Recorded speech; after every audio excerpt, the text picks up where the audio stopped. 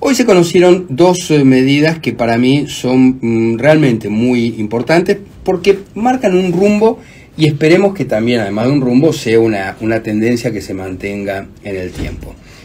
El gobierno dispuso el cierre de más de 130 registros del automotor y está frenando la apertura de otros 12. Esta medida se publicó hoy, se acuerdan que venía hablando hace tiempo el gobierno de estas medidas. Bueno, se publicó en el boletín oficial después que en mayo se había anunciado que la administración de Milei iba a eliminar el 40% de los registros. Uno se pregunta por qué el 40% de los registros y no el 100%, porque la verdad es un sistema que está mal. Además, esas oficinas satánicas, yo no sé si ustedes han tenido el privilegio de ir a esos registros que son diabólicos, ¿no? Son esas oficinas en el centro que están puestas ahí en departamentos cerca de tribunales, en esos edificios horribles, son muy raros, sórdidos. ¿no? Muy raros. Sí, pero son esos típicos edificios que además están llenos de prostíbulos, ¿viste vos? Si tocas mal la puerta, seguramente te vas a encontrar con una sorpresa. El lavarropa no funcionaría en ese edificio. No, es tremendo. Bueno, y son tugurios inmundos que bien podrían ser, insisto, prostíbulos, y además es ese mundo kafkiano, opresivo, horrible, es un criadero de virus, pero que además no tiene sentido.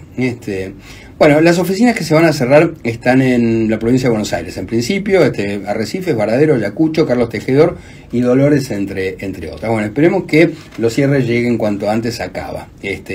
Y además, a ver, a esta altura de la Suárez, esos trámites deberían ser virtuales, o deberían directamente no existir en muchos casos, porque son impuestos que se pagan a cuenta de nada. Hay cosas que son increíbles. Bueno, pero ¿por qué están? Porque son las cajas donde se financia la política. Claro. Entonces, tienen dueños esas oficinas, tener dueños peronistas, tener dueños radicales, tener dueños provinciales. Ahí estaba Nilda Garré, era dueña de uno que estaba por ahí por tribunales, que yo tenía que ir con cierta frecuencia, y era, creo que el tugurio más apestoso era ese. Después, la otra gran noticia es que el gobierno liberó las tarifas aéreas. Eso es un enorme paso adelante, porque además se termina con esto el monopolio de intercargo y le sacó todos los privilegios que tenía Aerolíneas Argentinas, lo cual me parece fantástico, porque teníamos una compañía aérea que funcionaba realmente a pérdida, perdiendo muchísima guita, pero no comía ni dejaba comer, porque además obligaba a todas las demás a no poder competir. Entonces, bueno, Milei firmó hoy un decreto para avanzar en la desregulación del sector aéreo. Y entre otras cosas, por ejemplo, es lo que te decía, se va a flexibilizar el ingreso de nuevas empresas que quieran operar en el país, sean líneas aéreas o compañías que presten servicios en tierra. Va a quedar completamente libre. Eso es una gran noticia. Hay que decir que se había avanzado en ese sentido bastante durante el gobierno de Macri, y Alberto dio marcha atrás con todo como si nada, ¿no? Exactamente. En este país tal cual. Desandar en los caminos es gratis. Claro, porque recordemos en este sentido que el kirchnerismo obligaba a las empresas de aviación a tener una tarifa regulada. Entonces, el gobierno decía cuál era el valor mínimo del boleto y también el máximo, eso es que se llamaba la banda tarifaria, ¿no? Bueno, eso lo regulaba el Poder Ejecutivo. Es verdad, con la llamada, ¿te acordás? Revolución de los aviones que vos mencionabas, que impulsó, y la verdad es que trabajó muy bien Guillermo Dietrich. Sí. Bueno, se había quitado la tarifa mínima, con lo cual aparecieron las low cost, que la verdad que ofrecían precios más baratos por un mismo servicio, pero bueno, tal como vos recordabas, en 2021 Alberto Fernández, siempre, ¿no?, el peronismo con todo un pasado por delante, volvió a regularla. Bueno, estas son las buenas noticias, que son realmente buenas, pero todavía quedan muchas cosas para cambiar. Decíamos al comienzo que le costó al gobierno que el Congreso le aprobara alguna ley. Bueno, al menos una ley. Finalmente sucedió, se aprobó hace un par de semanas la ley de bases, y ahora, con algún retraso, se firmó el Pacto de Mayo en julio, ¿no? Sí. Que no se llama Pacto de Julio, sino Pacto de Mayo en julio. Es un paso adelante. El gobierno de verdad que necesitaba mostrar consensos de cara a la responsabilidad que tiene por delante. Pero digo, tampoco tiene que dejarse engañar, porque, a ver, Milei consiguió efectivamente convocar a 18 gobernadores, que es un gesto para mostrar que puede efectivamente juntar voluntades por fuera de su pequeño círculo de La Libertad Avanza, bueno, para llevar adelante precisamente las transformaciones que se plantean en la ley de bases y en el paquete fiscal. Ahora, vamos a ver cuáles son las verdaderas razones que llevaron a los gobernadores a la fotito esa de la casita de Tucumán, que me retrotrae a mi tierna infancia. Y la verdad es que cuando repasamos punto por punto cada uno de esos ítems, vemos que no son cuestiones muy novedosas.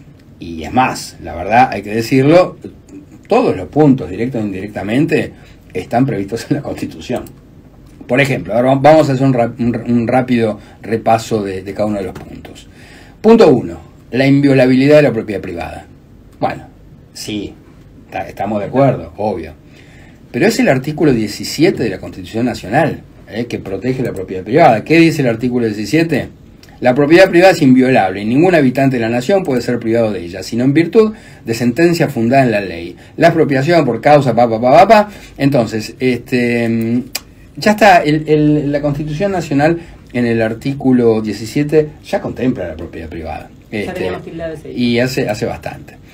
Después, 2, el equilibrio fiscal innegociable. Bueno, también hay que decirlo que el artículo 75, en el inciso 2, habla precisamente, sin mencionarlo con todas las letras, bueno, de que es necesario un equilibrio fiscal.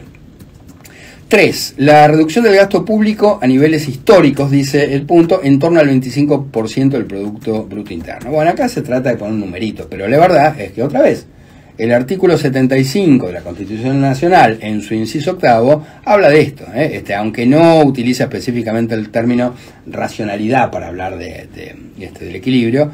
Bueno, se trata precisamente de aprobar el presupuesto, que esto se hace o se debería hacer todos los años, claro, de una planificación racional de los recursos. Otra vez, esto también ya está en la Constitución. Pero además, a ver, en cuanto a la reducción del gasto público, acá hay algo que me parece que va al centro de esta cuestión, es la principal crítica que se le podría hacer al gobierno. Porque decía Milei precisamente en su discurso que dio en Tucumán, él recordó que por cada empleado de la nación hay 5 de las provincias. Y cuando vos ves lo que son los números de los empleados públicos en las provincias, es escalofriante. Hay provincias que tienen, no sé, 80% sí, de empleo público. Exactamente. Entonces, ¿vos te crees que los gobiernos provinciales van a cumplir esa cláusula?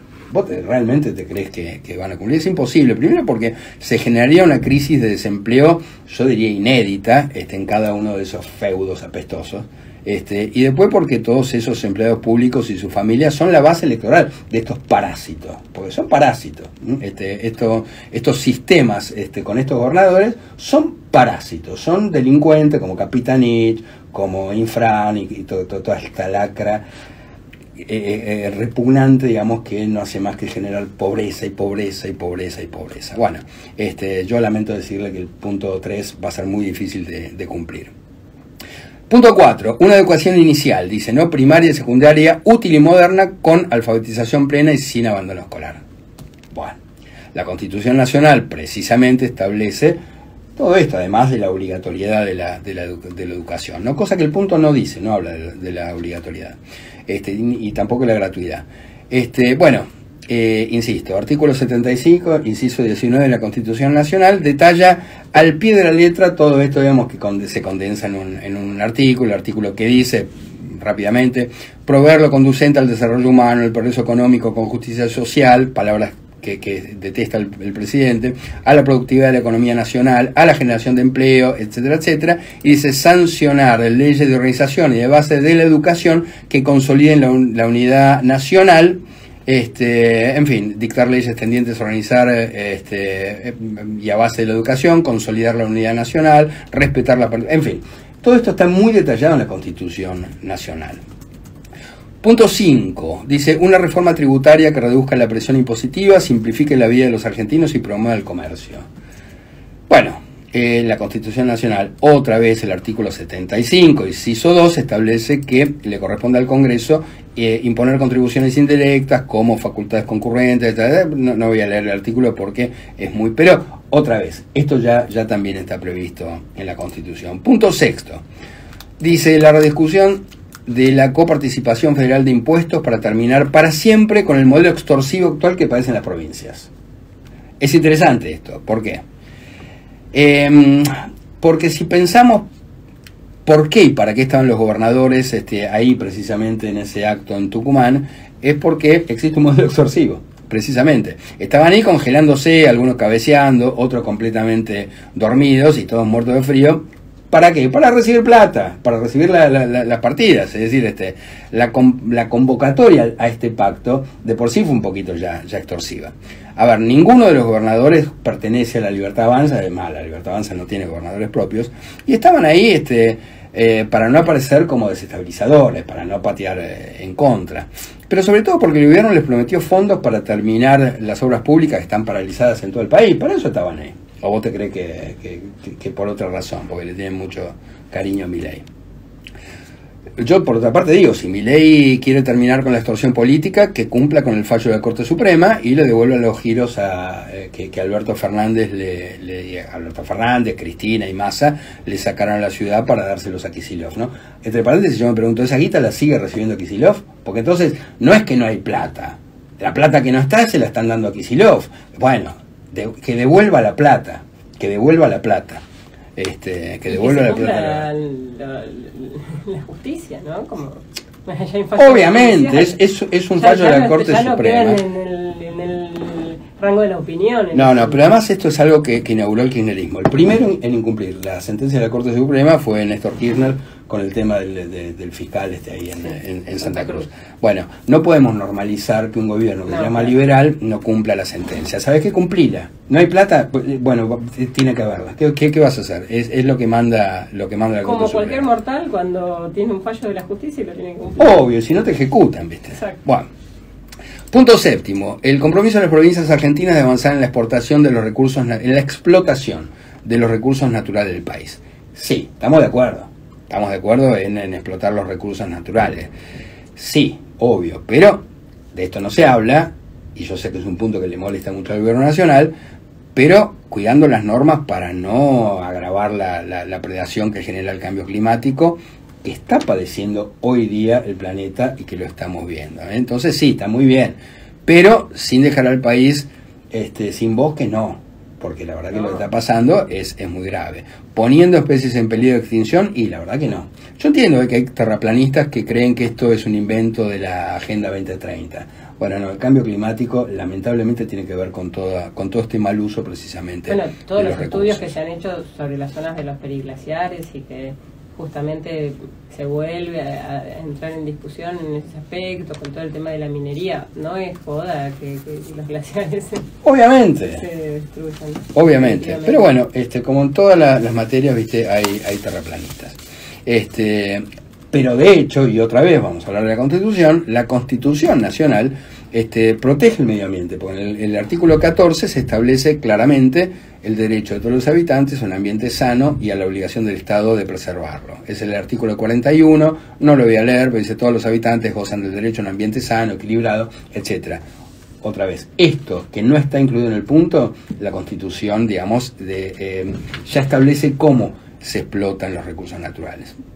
Digamos de paso, voy a hacer un paréntesis, que Caputo acaba de echar al secretario de Bioeconomía, que era la antigua cartera de Agricultura, Ganadería y Pesca. Se llama Fernando Vilela, y era alguien que se supone, por lo menos dijeron del gobierno, no estaba alineado, digamos, en materia, lo consideraban un verde, por así decirlo. Así que le pegaron un boleo y lo dejaron afuera por presiones de los grupos más terraplanistas serían del gobierno.